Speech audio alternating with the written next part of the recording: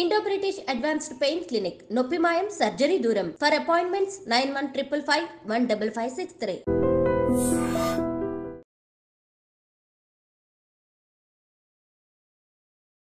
Welcome to iDream media. So farmer cricketer Vinod Kambli గారు hospitalise అయ్యారు.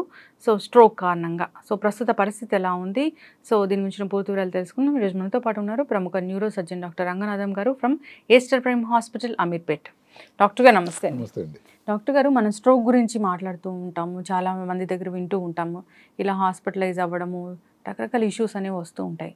అయితే సడన్గా ఈ పక్షవాతం అనే సమస్య ఎందుకు వస్తుంది? వినోద్ కాంబ్లీ గారి విషయంలో అసలు ఏం జరిగింది? వినోద్ కాంబ్లీ గారు ఒకప్పుడు మనం అందరం క్రికెట్ గార్డ్ అని చెప్పుకునే సచిన్ తెందుల్కర్ సహయోగి. ఇద్దరూ కలిపి 1987లో వారు స్కూల్లో ఉండేవారు, శారదాశ్రమం స్కూల్ అని. అందులో ఒక మ్యాచ్ ఆడారు. అప్పటికి రికార్డు స్కూల్లో 664 రన్నులు ఇద్దరు కలిసి చేశారు. ఇద్దరు 300 చేసి కొంచెం ఎక్కువ ఏదో కాంబ్లీ చేశాడు. ఎంతవరకు అంటే వాళ్ళ ఎవరైతే కోచ్ ఉండేవాడు, ఆయన ఉన్నారు ఇంకా, ఆయన రమాకాంత్ అచ్రేకర్ అని, ఆయన చెప్పాడట అసలు కాంబ్లీ తెందుల్కర్ కంటే ఇంకెక్కువ టెక్నికల్గా ఉన్నాడు అని. తర్వాత జీవితం ఎలా మారిపోయింది చూడండి. 7 టెస్ట్ మ్యాచ్లే ఆడాడు, అందులో 3 డబుల్ సెంచరీలు చేశాడు. అసలు విపరీతమైనటువంటి ఎబిలిటీ ఉన్నదన్నటువంటి పేరు గాంచిన మనిషి, ఈ వ్యక్తి ఎలాగైపోయింది జీవితం అంటే లైఫ్ స్టైల్ మారిపోయింది, ఆరోగ్యం మారిపోయింది. అందుకనే ఏదైతే స్ట్రోక్ అన్నది లైఫ్ స్టైల్ డిజీజ్ కింద వస్తుంది. అంటే ఉదయం లేచి సాయంకాలం వరకు మన దైనందిన జీవితంలో మనం చేసిన పనులు ఉండే ఇబ్బందులు, స్ట్రెస్, వీటన్నిటి మీదుగా ఆధారపడిన జబ్బుల్ని లైఫ్ స్టైల్ డిజీజ్ అంటే స్ట్రోక్ కూడా అందులో ఒకటే. ఈ స్ట్రోక్ అన్నది ఆయనకి ఇచ్చిన ఇన్ఫర్మేషన్ ప్రకారం ఏంటంటే ఆయనకి డయాబెటీస్ ఉంది, బ్లడ్ ప్రెషర్ ఉంది, పొట్ట ఎక్కువగా కొలత ఏదైతే అక్కడ ఫ్యాట్ ఎక్కువగా ఉంది, అబ్డామినల్ లైపోజెషన్ అని, ఇలాగ ఇబ్బందులు అంటూ ఉన్నాయి. దానికి తోడు ఆయన పర్సనల్ హ్యాబిట్స్ అయినా కానీ చెప్పక తప్పదు, మద్యం సేవించడం, పొగ త్రాగడం, స్ట్రెస్ ఒకటి. ఎందుకంటే ఒకప్పుడు అంత పేరు ప్రఖ్యాతులు గాంచినటువంటి క్రికెటరు కారణాంతరం వల్ల కనుమరుగైపోయాడు. అతని మిత్రుడు, సహయోగి, క్రికెట్ దేవుడిని పేరు పెట్టి పిలుస్తూ ఉంటే అసలు ఇప్పటి తరానికి వినోద్ కాంబ్లీ ఎవరు అని తెలియని పరిస్థితి వచ్చింది. అలాంటి పరిస్థితుల్లో గత శనివారం నాడు అతని మిత్రుడు ఒకటి ఠానేలో ఒక హాస్పిటల్ ఉంటే, ఆయన మిత్రుడి కన్నా ఒక ఫ్యాన్ ఆయన ఫ్రీగా ఇతను వైద్యం చేపిస్తున్నాడు. జరిగింది ఏంటంటే సడన్గా వీక్ అయిపోయాడు, కొంచెం జ్వరం రావడం, కండరాలు నొప్పులు ఇలాంటివి వచ్చి అక్కడ హాస్పిటల్ అడ్మిట్ అయితే స్ట్రోక్ మాదిరి బ్రెయిన్ లోపల కొన్ని రక్తనాళాలు బ్లాక్ అయిపోయినాయి. శరీరంలో ఉండేటువంటి కొన్ని లవణాలు, ఉదాహరణకి పొటాషియము, సోడియం అనేది తక్కువైనాయి అని అక్కడ వచ్చిన సమాచారం. నేను నిన్న ఒక వీడియో ఎక్కడో సోషల్ మీడియాలో చూస్తే మాట్లాడుతున్నాడు ఆయన, కానీ ఆ మాటల ద్వారా స్వచ్ఛత లేదు. అంటే స్పీచ్లో కొంచెం తేడా ఉంది నాకు అనిపించింది. అలాగే కుడికాలు కుడి చెయ్యి వాడిన పద్ధతి ఎడమ కాలు అంత యాక్టివ్గా లేదు. అంటే మెదడు లోపల ఎడమ పక్కన ఏదో ఇబ్బంది వచ్చి ఉంటుంది. అంటే అక్కడ నుంచి సమాచారం లేదు. నేను ఆ వీడియో చూసినటువంటి నాకున్న 42 సంవత్సరాల అనుభవంతో చెప్పిన మాట. ఏమైతేనేమి ఆయన స్పృహలో ఉన్నాడు, మాట్లాడుతున్నాడు అంటేనే అది ఒక విధంగా ప్రమాదానం నుంచి బయటపడుతున్నట్టు లెక్క.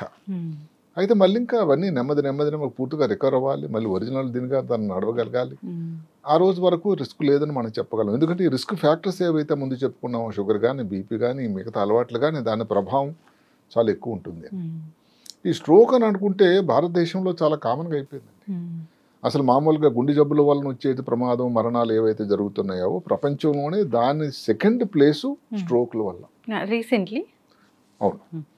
ఇప్పుడు ఒక మాట చెప్పుకుంటే మన దేశంలో 1,85,000 మందికి స్ట్రోక్ వస్తున్నాయి సంవత్సరానికి. ప్రతి 40 సెకండ్లకి ఒక స్ట్రోక్ వస్తుంది. ప్రతి 4 నిమిషాలకి ఒక స్ట్రోక్ వలన మరణం సంపాదిస్తుంది.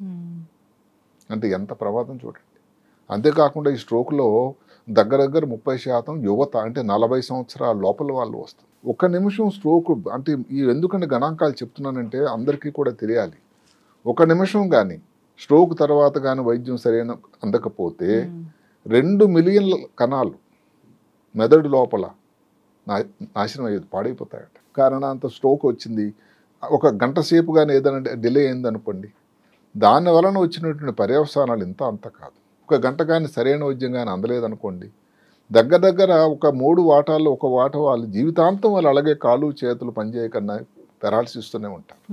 అలాగే 1 గంట కానీ లేట్ అయినట్టయితే బ్రెయిన్ మీద ఎఫెక్ట్ ఎంత వస్తుందని అంటే దగ్గర మెదడు తాలూకా వయసు అంటే దాని మెదడు తాలూకా ఏజింగ్ అన్నది ఏదైతే ఉందో 3.5 సంవత్సరాలు పెరిగిపోతూ ఉంటుంది ప్రతిసారి ప్రతి గంటకి. 50% మంది స్ట్రోక్ వచ్చిన తర్వాత మొదటి సంవత్సరంలోనే జరిగిపోతారు. అంటే ఇలాంటి గణాంకాలు చెప్పి ఎవరిని భయపెట్టే ప్రయత్నం కాకపోయినా యువతలో స్ట్రోక్ రావడం అన్నది చాలా దయనీయమైన విషయం, చాలా విచారకరం. ఎందుకంటే ఎక్కడైనా ఏ దేశంలో ఉన్నా యువత అన్నది ఆ దేశానికి వెన్నెముక, ప్రాణం. అలాంటి వాళ్ళలో ఇప్పుడు పొగ త్రాగడం, మొబిలిటీ లేకపోవడం, పూర్తిగా అలా కూర్చోవడం, ఊబకాయం, మద్యం సేవించటం, డయాబెటీసు, తర్వాత బ్లడ్ ప్రెషర్ వ్యాధి. ఇంతకుముందు మన బ్లడ్ ప్రెషర్ గురించి కూడా చేసుకున్నాం. అసలు కొంతమందికి నా బ్లడ్ ప్రెషర్ ఉందంటేనే నమ్మరు, నాకు ఇదేంటేనే. మీరు చూస్తూ ఉంటే ఊబకాయంతో ఉండేటి వాళ్ళు అసలు హైదరాబాద్ నగరంలోనే దూరం ఎందుకు ఎంత ఎక్కువ మంది ఉన్నారు. ఇంకొకటి ఏమిటి విచారకరమైనది ఏమిటి, స్త్రీలలో కూడా ఈ పొగ త్రాగడం ఎక్కువైంది. ఇప్పుడు కారణాలు చూసుకుంటే కొన్ని మన చేతిలో లేని, ఉదాహరణకి కంజెంటల్, పుట్టుకతోనే అట్లా గుండెలో ఒక చిన్న రంధ్రం ఉంటుంది, పర్సిస్టెంట్ ఫొరామిన్ ఒవేలియన్. అది ఉంటే ఈ రెండు చెడు రక్తం రక్తం రెండు కలయిక ఉండడం వల్ల కొంచెం ఇబ్బంది ఉంటుంది. దానివల్ల కూడా ఒకసారి స్ట్రోక్ రావడానికి అవకాశం. అది ఎవరి ఇది లేదు. అలాగే రక్తనాళాల్లో కొన్ని తేడాలు ఉంటాయి, అన్యూరిజం అంటాం. అది జనరల్గా మన దేశంలో 50-60 సంవత్సరాల వాళ్ళు వస్తుంది. అంటే రక్తనాళాలు, మెదడులో ఉండే రక్తనాళాలు కాలక్రమేణా నెమ్మది వీక్ అయిపోయి ఒక బుడగలాగా తయారై రప్చర్ అవుతుంది. అది ఒక కారణం. అదే కాకుండా ఎవరికైతే కిడ్నీలో పుట్టినప్పటి నుంచి పాలిసిస్టిక్ కిడ్నీ, అంటే ఒక కిడ్నీ ఉండాల్సిన దానికి 3 చిన్నలాగా ఉంటాయి అవి. అది ఉండే వాళ్ళలో కూడా ఈ బీపీ ఎక్కువ రావడం, వాళ్ళలో కూడా ఇలాంటి హెమరేజ్ రావడం, ఇవన్నది ఎవరి చేతిలో లేనివి, అది పుట్టుకతోనే వచ్చినవి. తర్వాత ఏమిటి, స్త్రీలు పర్టికులర్గా ఎవరైతే నెలసరి ఉండకుండా ఉండడానికి కానీ, పిల్లలు కాకుండా కొన్నాళ్ళు పోస్ట్పోన్ చేయడానికి వాడేటువంటి కాంట్రాసెప్టివ్ పిల్స్ ఏవైతే ఉన్నాయో దాని వలన బీపీ వస్తుంది, దానివల్ల స్ట్రోక్ రావడానికి ఆస్కారం. దానికి తోడు మైగ్రేన్ ఉందనుకోండి, దానికి తోడు స్మోకింగ్ చేశారనుకోండి, అసలు ఇంకా నమ్మశక్యంగా అన్నంత ఇబ్బంది. ఇవన్నీ కొంతవరకు మన చేతుల్లో ఉండగలిగింది. అయితే భారత ప్రభుత్వమే ఏదైతే కాంట్రాసెప్టివ్ పిల్స్ అన్నది వేసుకోవచ్చు, తన పీరియడ్స్ని పొడిగించడానికి కానీ, పిల్లల్ని తొందరగా కనకుండా ఉండడానికి పోస్ట్పోన్ చేయడానికి ఒక విధానం అయితే ఉంది. అయితే కొంత శాతం అయితే దానిలో రిస్క్ ఉన్నమాట వాస్తవం. అదే కాకుండా ఈ మధ్యకాలంలో హార్మోన్ రీప్లేస్మెంట్ థెరపీ అని వచ్చింది. అది అమెరికాలో తరచుగా మాట వింటూ ఉంటాం. అదేమిటి, 45 సంవత్సరాలు అయింది, నెలసరి ఆగిపోయింది, మెనోపాసు, ఆ తర్వాత యాక్టివ్గా ఉండి ఇంకా లైఫ్లో ఉండాలని అనుకున్న ఆలోచన, పర్టికులర్గా ఎవరైతే ఉద్యోగస్తులు వాళ్ళు ఉంటారు స్త్రీలు, అలాంటి వాళ్ళలో ఈ కాన్సెప్ట్ వచ్చింది, హార్మోన్ రీప్లేస్మెంట్ థెరపీ అని. ఏదైతే ఓస్ట్రోజన్, ప్రాజెస్టెరాన్ హార్మోన్ల తాలూకు శాతం తగ్గిపోతుందో దాని నిష్పత్తిని పెంచడం అని. మరి దానివల్ల కూడా స్ట్రోక్ వస్తుంది. ఇలాంటి ఇబ్బందులన్నీ ఉన్నాయి. ఇవి ఇప్పుడున్నటువంటి పరిస్థితిని బట్టి ఆయా వ్యక్తులు ఏది ముఖ్యం అన్నది ఆలోచించాల్సిన సమయం కూడా ఉంది. ఏవైతేనేమి స్ట్రోకు అన్నది వస్తే చాలా సింపుల్ పద్ధతి అండి. ఫాస్ట్ అని ఒకటి ఉంది, అంటే ఫాస్ట్గా డయాగ్నోజ్ చేయడం. అది చెప్పడం కూడా ఏమిటి, మీరు ముఖం చూడగానే ఈ ఒక పక్క మూతి వంకరలాగా ఉంటుంది, మూతి లేవడంలా స్ట్రోక్ అవడానికి అవకాశం ఉంది. అంటే మూతి వంకరలాగా అవుతుంది, ఒక పక్క ఏదో ఒక పక్క, అది అబ్జర్వ్ చేస్తే తెలిసిపోతుంది. అలాగే అంటే ఆమ్, అంటే చెయ్యి ఎత్తండి, 2 చేతులు ఇంటి దగ్గర చేయొచ్చు, దీనికి డాక్టర్ కానక్కర్లా, ఒక చేయి కింద పడిపోతుంది. అంటే ఇలా పెడతాము, 2 చేతులు ఒక చేయి కింద పడిపోయింది అనుకోండి, అంటే దీనంతా స్టేబుల్ గా లేదు, 2 లేవు. ఏ చెయ్యితే అయిపోతుందో దానికి ఆపోజిట్ సైడ్ ఏదేమన్నా స్ట్రోక్ వచ్చిందా అలా చెక్ చేసుకోవచ్చు. ఎస్ అంటే స్పీచ్, ఏదో తత్రపాటు పడుతుంది, అంత ముందుగా చక్కగా ఉండేటువంటి వాయిస్, స్పీచ్ అంత క్లారిటీ లేదు. ఈ 3 ఉన్నాయంటే డాక్టర్ దగ్గరికి వెళ్ళాల్సిన అవసరం అయితే ఉంది. టీ ఏంటి మరి, టైం, అంటే ఎంత తొందరగా డాక్టర్ దగ్గరికి వెళ్తారు. అక్కడ ఒక మాట ఉంది, ఎందుకు అంటే టైమ్ ఈజ్ బ్రెయిన్. స్ట్రోక్ విషయంలో with stroke time last is brain last. అంటే ఎంత టైం మాని కానీ హాస్పిటల్కి వెళ్ళి వైద్యం చేయించుకోవడం లేట్ అయితే అంత బ్రెయిన్, ఇందాక చెప్పినట్టు 1 నిమిషంలో 2 మిలియన్ల కణాలు నశించిపోతున్నాయి. అదృష్టవశాత్తు సృష్టికర్త కొన్ని బిలియన్లు ఇచ్చాడు కాబట్టి కొంచెం చిన్న ఇబ్బందులు వచ్చినా కానీ అంతటితో గట్టెక్కిపోతున్నారు. కానీ అంత ప్రమాదం అని. ఈ స్ట్రోక్లో కూడా 3 రకాలు ఉన్నాయి, haemorrhagic stroke, ischaemic stroke, TIA అన్నట్టు. ఫస్ట్ మనం టీఏ గురించి చెప్పుకుందాం, ట్రాన్షియంట్ ఇస్కీమిక్ అటాక్. అంటే ఏమిటి, అట్లా వచ్చింది అంటే గుర్తించాలి. అసలు ఏదో రాస్తుంటారు, ఏది పేపర్ ఏదో సైన్ చేస్తుంటారు, చెక్ ఏదో సైన్ చేస్తున్నారు, పెన్ను కొంచెం కదలదు, సడన్ గా ఏదో చేతులు తిమ్మిరి వస్తూ ఉంటుంది, నడుస్తున్నప్పుడు ఏదో తూగినట్టు ఉంటుంది, మాటలో కొంచెం క్లారిటీ ఉండదు, విపరీతం తలనొప్పి. ఇంతకుముందు ఇప్పుడు కూడా అలాంటి తలనొప్పి లేదు. ఇలాంటి విషయాలు ఏదైనా వచ్చి బీపీ, షుగర్ కానీ ముందే ఉంటే 50 సంవత్సరాల ప్రాంతంలో ఉంటే స్ట్రోక్ అవ్వడానికి ఆస్కారం చాలా. ఇంకా అందరూ గమనించాల్సింది ఏమిటంటే టీఐ అంటే ఫుల్ స్ట్రోక్ వచ్చే ముందు వారంలో ఒక 40% మందికి వస్తాయట. ప్రాబ్లం వల్ల ఏమిటంటే దాన్ని గుర్తించకపోవడం. మాట ఇంతకుముందు ఎప్పుడు కూడా ఒక లెక్చర్ ఇస్తూ ఉంటారు, ఒక మీటింగ్ అడ్రస్ చేస్తూ ఉంటారు, ఒక జూమ్ మీటింగ్లో ఉన్నారు, ఎప్పుడు కూడా మాటలు తత్తరపట్టు ఉండదే. అలాంటప్పుడు ఏదో సడన్గా నాకు మాటలో తేడా వచ్చిందని అప్పుడే గ్రహిస్తే అది టైం గ్రహించాల్సింది. అంటే ఇప్పుడు ఇన్ని మనం ఈ సోషల్ మీడియా ద్వారా మనం చేస్తున్న ప్రోగ్రాముల తాలూకు ముఖ్యత ఏమిటంటే వ్యక్తులకి దానివల్ల ఉపయోగం అన్నది చేరవేయాలనే ఒక ఆలోచన. ఇలాంటి కానీ గుర్తించి కానీ డాక్టర్ దగ్గరికి వెళ్ళినట్టయితే మెయిన్ స్ట్రోక్ ఏదైతే వచ్చే ముందు ఆపేదానికి ఆస్కారం, అది టీఐ. ఇప్పుడు ఇస్కీమిక్ స్ట్రోక్ 100 పేషెంట్లు 100 మందికి స్ట్రోక్ వస్తే 90% ఇస్కీమిక్ స్ట్రోక్. అంటే ఏమిటి? రక్తనాళాల్లో ఉండేటువంటి రక్త ప్రవాహం స్లో అయిపోతుంది, నెమ్మదైపోతుంది. ఒక స్టేజ్ తర్వాత రక్తనాళాలు సన్నంగా అయిపోయి గట్టిగా అయిపోతాయి బ్లడ్ ప్రెషర్ వల్ల, లేదు ఎథెరోస్క్లెరోసిస్ ఏది మనం దీనివల్ల దాని లోపల కొవ్వు పెరిగిపోయి కొలెస్ట్రాల్, దానితో రక్త ప్రవాహం జరగదు. అందువల్ల ఏదైతే ఒక ప్రాంతానికి భగవంతుడు నిర్దేశించాడు ఈ ప్రాంతానికి వెళ్ళాలి అని, అక్కడ మరి రక్త ప్రవాహం ఉండదు. దానివల్ల వచ్చేదాన్ని స్ట్రోక్ అంట. ఉదాహరణ లెఫ్ట్ సైడ్ వచ్చింది అనుకోండి ఇస్కీమిక్ స్ట్రోక్, మాటలో ఇబ్బంది వస్తుంది, కుడి కాలు కుడి చేయి తేడా వస్తుంది, కుడి పక్కన ఇచ్చినట్టయితే ఎడమ కాలు ఎడమ చేయి తేడా వస్తుంది. ఇక హెమరేజ్ స్ట్రోక్ అంటే 10%. దాంట్లో జరిగేది ఏమిటి? రక్తనాళాలు తెగిపోతాయి, పగిలిపోతాయి. దానివలన కూడా ఇంకా బ్రెయిన్ లోపల రక్తస్రావం జరుగుతుంది. కొన్నిసార్లు ఏదో యాక్సిడెంట్ అవుతుంది, చిన్న యాక్సిడెంట్ అంటే అసలు పెద్ద ఇంపార్టెన్స్ కాదు, నెక్కలో రక్తనాళాలు పగిలిపోతుంది. మెయిన్గా ఇక్కడ ఉండేటువంటి కరెక్టెడ్ ఆర్టరీ, అక్కడ ఏం జరుగుతుంది? ఒక థ్రాంబస్ అంటే రక్తం గుడిగట్టుపోయి ఆ థ్రాంబస్ గుండె లోపల బ్రెయిన్ లోపలికి వెళ్ళిపోతుంది. అది కూడా ఒక పద్ధతి. అట్లా మనం చెప్పుకున్నట్టు ఇన్ని కారణాలు, ఎవరైనా కానీ సర్జరీ ఏదో ఆయన అయింది, బెడ్ మీద ఎక్కువ రోజులు ఉన్నాడు, డిహైడ్రేషన్ ఉంది, దానివల్ల కూడా స్ట్రోక్ రావచ్చు. డిహైడ్రేషన్ లాంగ్ టర్మ్, డిహైడ్రేషన్ వల్ల డైరెక్ట్ రాదు, డిహైడ్రేషన్ వల్ల ఎక్కువ రోజులు బెడ్ మీద ఉండి అచేతనం ఉండి కాలు అక్కడ నుంచి రక్తం ఉంది. అలాగే కాకుండా స్మోకింగ్. ఈ మధ్య కాలంలో న్యూరాలజీ అని ఒక స్ట్రోక్ జర్నల్ ఏమొచ్చిందంటే blood pressure irregular heart beat, అంటే ఏదైతే గుండె ఒక రేటు కట్టుకోవాలి 72 సార్లు 80 ఫోన్ రెగ్యులర్గా ఉండాలి. అదే కానీ ఏదో ఒక మిస్డ్ బీట్ వచ్చింది అనుకోండి, దానిని ఏటల్ ఫిబ్, అదే కాకుండా 200 150 పైగా వచ్చింది అనుకోండి, ఇలా ఇర్రెగ్యులర్ బీట్ ఉండడం వల్ల ఏదైతే ఉందో అది ఒకటి. స్మోకింగ్ అంటే షుగరు, ఊబకాయం, వీటన్నిటి తర్వాత ప్లేస్ అట. ఎందుకు? చాలా మంచి విశ్లేషణ న్యూరాలజీ అని ప్రఖ్యాత అమెరికన్ జర్నల్లో వచ్చింది. బీపీ, ఇర్రెగ్యులర్ హార్ట్, స్మోకింగ్ వలన వచ్చేది పెద్ద రక్తనాళాల్లో వస్తాయి. ఎందుకంటే బ్రెయిన్లో రక్తనాళాలు 3 సైజులు అంటాం. పెద్ద రక్తనాళాలు, మధ్యస్థం, చిన్న రక్తనాళాలు. పెద్ద రక్తనాళాల్లో వస్తేనే లార్జ్ ఆర్టరీ అక్లూషన్ అంటాం. దానివల్ల ఏంటంటే స్ట్రోక్ పెద్దగా ఫుల్ బ్లోన్ వచ్చేస్తుంది. మనం ఏదైతే పక్షవాతం అంటామో, చిన్న రక్తనాళాలు వస్తే దాని పేరు స్మాల్ వెసల్ ఇస్కీమియా. అంటే చిన్న రక్తనాళాలు బ్లాక్ అయిపోవడం వల్ల కొన్ని వైట్ స్పాట్స్ లాగా బ్రెయిన్లో వస్తాయి. అది అంత ప్రమాదం కాదు. ఏదో జ్ఞాపకశక్తి తేడా రావడం, కొంచెం మాటలో తేడా రావడం, గిడ్డినెస్ లాగా రావడం, నడుస్తుంటే ఏదో సరిగ్గా లేకపోవడం, ఇలాంటి లక్షణాలు ఉండి డాక్టర్ దగ్గరికి వచ్చి చేసినట్టయితే, ఎంఆర్ఐ పరీక్ష చేసినట్టయితే దానిలో క్లియర్గా తెలుస్తూ ఉంటుంది. దానికి మందులు వాడినట్టయితే చాలా మంచి ఫలితాలు ఉంటాయి. ఈ లార్జ్ ఆర్టరీ అక్లూషన్ ఏదైతే ఉందో వాటిలో మాత్రం ప్రమాదం ఉంటుంది. దాని గురించి అందరూ అర్థం చేసుకోవాలి. అదే కాకుండా ఇప్పుడు డాక్టర్ దగ్గరికి వెళ్ళారనుకున్న స్ట్రోక్ కోసం ఫస్ట్ చేసేది ఏదో మందులు, వైద్యం ద్వారానే మందులు. అంటే ఏమిటి? ఏదైతే రక్తనాళం బ్లాక్ అయిపోయిందో మనం చెప్తున్నది 90% ఏదైతే ఇస్కీమిక్ స్ట్రోక్, దానిని ఛేదించడానికి బెడగొట్టడానికి టీపీఏ అని ఒకటి మందు ఉంది, ట్రాన్స్ ప్లాస్మినోజన్ యాక్టివేటర్. అది చాలా చిన్న బొల్లలో కూడా దాన్ని లభ్యమవుతూ ఉంది. అది అక్కడ ట్రై చేయొచ్చు. అయితే అందరిలో ఇది ఉపయోగం ఉంటుందా? లేదు. ఇక్కడ ఈ మధ్య కాలంలో ఏదైతే ఉందో ఈ థ్రాంబెక్టమీ అనే ఒక ప్రొసీజర్ వచ్చింది. అసలు మామూలుగా ఏమిటంటే మేము చదువుకున్నప్పటి నుంచి కూడా 3 నుంచి 4 గంటల స్ట్రోక్ వచ్చిన తర్వాత గోల్డెన్ పీరియడ్, ఆ టైంలోనే వైద్యం అంతేనే.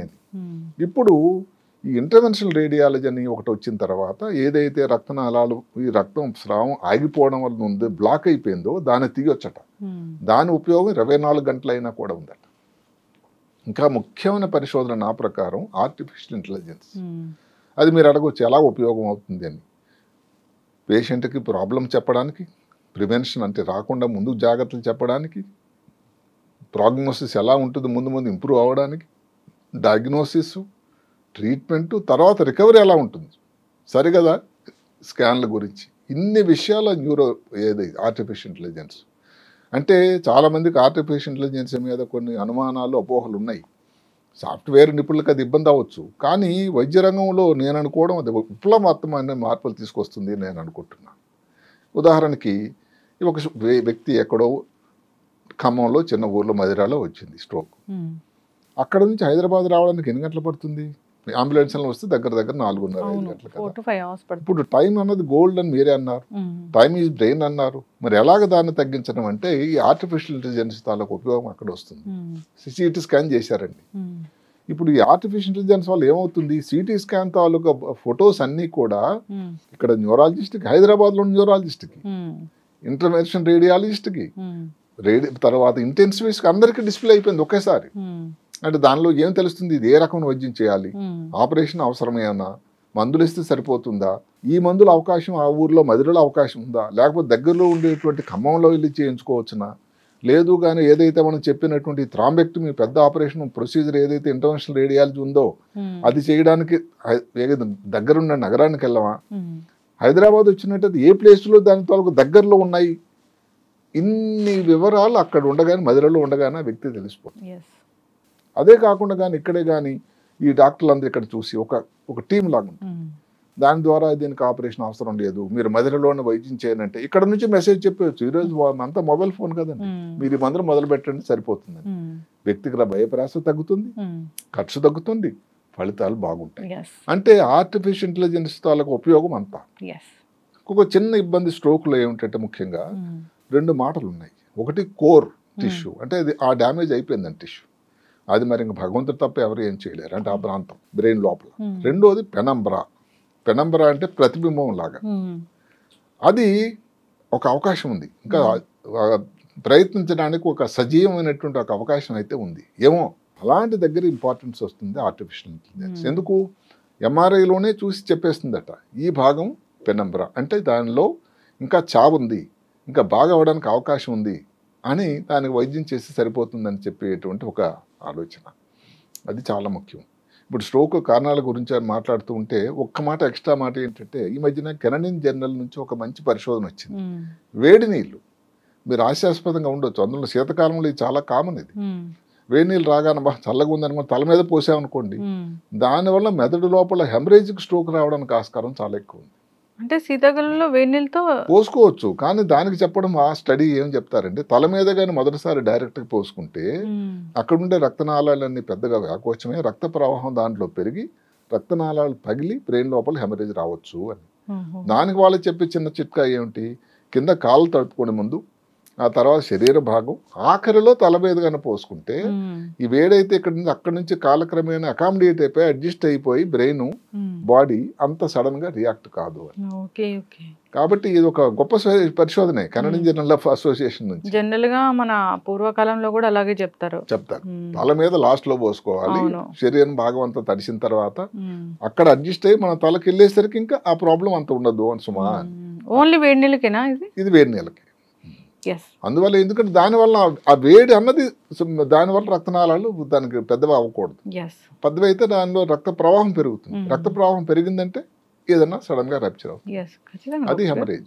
అదే కాకుండా శీతకాలంలో ఇంకొక ఏది మన సీజన్ తీసుకుంటే శీతకాలంలో ఈ హెమరేజిక్ స్ట్రోక్ అండి. ఇప్పుడు నేను చెప్తున్నాను, మాకున్న హాస్పిటల్లో ఒక 5-6 డజన్ పేషెంట్ గత 15 రోజుల్లో స్ట్రోక్ పేషెంట్లు ఉన్నారు. దీనికి కారణం ఉంది, ఏదో శీతకాలం దానికి ఏమిటి సంబంధం సైన్స్ అంటే, శీతకాలంలో రక్తనాళాలు వ్యాసో కన్స్ట్రిక్షన్ అంటాం, సన్నంగా అయిపోతాయి. సన్నంగా అయిపోయి రక్త ప్రవాహం తగ్గిపోతుంది. అలాంటప్పుడు వచ్చే దాని వల్లే స్ట్రోక్. అందువల్ల శీతకాలంలో డెఫినెట్గా ఏదైతే ఉందో స్ట్రోక్లు అన్నది చాలా చాలా ఎక్కువ శాతం మామూలు కంటే, వేసవికాలం కంటే. ఇది కూడా ఒక తెలిసినటువంటి పరిశోధనలే. అందువల్ల స్ట్రోక్ అన్నది సీజనల్ బట్టి మారుతూ ఉంటుంది. తీసుకునేటువంటి ఆహారం ఏదైతే మన జంక్ ఫుడ్ లాంటివి, ఎక్సర్సైజ్ వ్యాయామం అనేది చాలా తక్కువైపోయింది, ఊబకాయం అనేది తక్కువ ఉన్నట్టయితే ఉపయోగం, బీపీ షుగర్ ఉండడం అనేది చాలా పరిపాటు అయిపోయింది, కానీ దాన్ని కంట్రోల్ చేసుకోవాల్సిన అవసరం కూడా చాలా ఉంది. సో మొత్తం మీద లైఫ్ స్టైల్లో మార్పులను బట్టి స్ట్రోక్ రాకుండా కూడా ప్రివెంట్ చేసేటువంటి అవకాశం కూడా ఉన్నది. వచ్చినా ఇప్పుడున్న సాధనాల ద్వారా సత్వర వైద్యం కానీ చేరగలిగితే పేషెంట్ మంచి ఫలితాలు వచ్చే అవకాశం ఉందని అందరూ గ్రహించాలి. ఖచ్చితంగా డాక్టర్ గారు చాలా చక్కగా చెప్పారు. కాస్త ఏజ్ పెద్దగా ఉండి లేదా చిన్న ఏజ్ అయినా కానీ లైఫ్ స్టైల్ డిజార్డర్స్ ఎక్కువగా ఉంటాయి, బీపీ, థైరాయిడ్ ఇలాంటివి ఉంటే కనుక, షుగర్లు ఇలాంటివి ఉంటే కనుక డాక్టర్ని ఎక్కువగా ఫాలో అవుతూ ఉండాలి. వాళ్ళు చెప్పినట్లు మందులు వాడుతూ ఉండాలి. సో స్ట్రెస్ అనేది ఎక్కువగా తీసుకోకుండా ముందు మనం చెప్పుకున్నట్టు ఏంటంటే బీపీ 40 సంవత్సరాల లోపల నాకేంటి వస్తుంది అనేటువంటి ఒక ఆలోచన, అదే ప్రాబ్లం. అదే కాకుండా డాక్టర్ గారు బీపీ నీకు ఉంది మందులు వేసుకోవాలంటే అసలు సగం ఒక 1/3 మంది మళ్ళీ డాక్టర్ దగ్గరికి కలవరు. మరి ఈ శీతాకాలం చెప్పారు కదా డాక్టర్ గారు, అది శీతాకాలంలో జనరల్గా ఎలాంటి జాగ్రత్తలు తీసుకుంటే బయటకు వెళ్ళేటప్పుడు ఈ చలికి ఎక్స్పోజ్ అవ్వకుండా ఉండాలి. ఉదాహరణకి ఏదైనా హ్యాట్ కానీ, చాలా మంచి ప్రశ్న కాదు. శీతాకాలంలో ఏమిటంటే జనరల్గా టీలు కాఫీలు అందరూ తాగుతారు. ఒక ఇంట్రెస్టింగ్ స్టడీ ఏమిటంటే టీ కాఫీ చల్లగా ఉందంటే చలి కాసుకుంటూ ఒక 2 సార్లు 3 సార్లు తాగడం. అందరూ గమనించాలి, టీలో కానీ కాఫీలో కానీ లేకపోతే కెఫీన్ డ్రింక్స్లో కానీ ఉండేది కెఫీన్. కెఫీన్ కానీ తీసుకున్నట్టు ఏమవుతుంది, ఈ రక్తనాళాలు సన్నంగా అయిపోతాయి, వాసో కన్స్ట్రక్షన్. ఇందాక చెప్పినట్టుగానే రక్త ప్రవాహం అవ్వడానికి అవకాశం ఉంది. అదే కాకుండా దీనివల్ల డిహైడ్రేషన్ అవుతుంది, దానివల్ల పేషెంట్ ఇంకా వీక్ అయిపోతాడు. దీనివలన కూడా నెమ్మదిగా. అదే కాకుండా కొంతమంది ఈ టైంలో నేను కాఫీ తాగను టీ తాగను కానీ డ్రింక్ తాగుతాను, ఇది షుగరేటెడ్ డ్రింక్ అని, దానివల్ల షుగర్ క్రాష్ అని అవుతుంది. ఇది ఒకటి. అందువల్ల ఏదైనా హ్యాట్ లాడ్ది ధరించాలి. బయటకు వెళ్ళి పని చేయాలని తప్పకపోతే ఏదో ఎండ వచ్చిన తర్వాత వెళ్ళవండి, మరీ చల్లగా ఉండే టైం కాకుండా గ్లౌస్ వేసుకోండి, స్టాకింగ్స్ వేసుకోండి. తాగాలంటే ఏదో వేడి నీళ్ళు కానీ లేకపోతే ఏదైనా వేడి ద్రవ పదార్థం కానీ తీసుకోవచ్చు. శరీరానికి సరైనటువంటి ప్రికాషన్స్ అనేది తీసుకోవాలి. అసలు క్రాంప్ లాగా వస్తుంటాయి కొంతమంది కాళ్ళు, అలాంటప్పుడు ఏదైనా మసాజ్ కానీ, అసలు కొంతమంది చేయగలిగితే శీతకాలంలో వేడి నీళ్ళు ఉండే సౌకర్యంగానే ఉంటే స్విమ్మింగ్ అనేది చాలా చాలా ఉపయోగం. ఇలాంటి చిన్న చిట్కాలు అన్నీ ఉన్నాయి.